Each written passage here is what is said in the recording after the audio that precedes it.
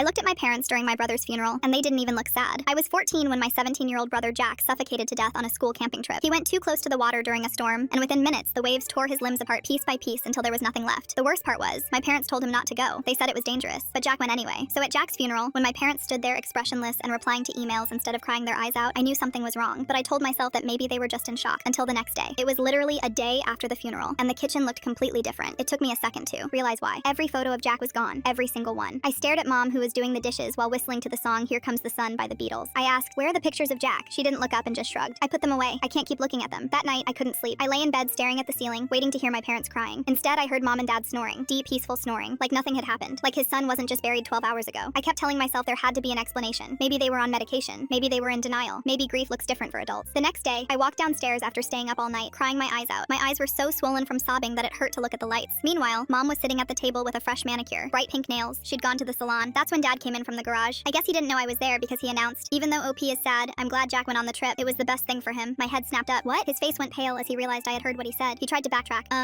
I just meant it was good he got to experience nature, you know? Before I could say anything else, him and my mom just stood up and left the room. I sat there for a long time after that. My hands were shaking. I knew something was very, very wrong. That night, I went into Jack's room. I told myself I just wanted to feel close to him. But really, I was looking for answers. I didn't even know what I was looking for. I just needed something. I sat on the edge of his mattress and curled into a ball, imagining what he'd say if he was still alive. That's when I felt it. There was something hidden under the mattress. I pulled it out, and it was Jack's diary. I immediately opened it to a random page, and what I read made everything make sense in the worst way possible. I thought I was going to vomit. Jack wrote, I found messages on Dad's phone. He's been texting one of his students in 6th grade. The things he was saying to her made me sick, especially when I read the message about having a baby together. I showed Mom, and she told me if I tried to report it, she'd kill me. That was the last entry. I looked up from the journal. My hands weren't shaking anymore. They were steady, because suddenly everything made sense. The photos coming down immediately. The nails getting done like nothing was wrong. Dad sleeping peacefully. Jack was going to ruin Dad by telling the truth, and my parents killed him for it. I don't remember walking to the living room. I don't remember what my face looked like. I just remember standing in front of my parents with the journal in my hands and my whole body shaking. What did you do? Mom's face went white. Dad stood up slowly and asked, where did you find that? I responded, what did you do to Jack? Dad's voice was cold, colder than I'd ever heard it. You don't understand. He was going to ruin this family. I couldn't breathe. Mom spoke next. Her voice was steady, calm. We gave him a chance to change. He refused. I screamed, he was your son. He was my brother. Mom's voice was soft, almost gentle. We did what we had to do. For the family, for you. You'll understand someday. I'll never understand.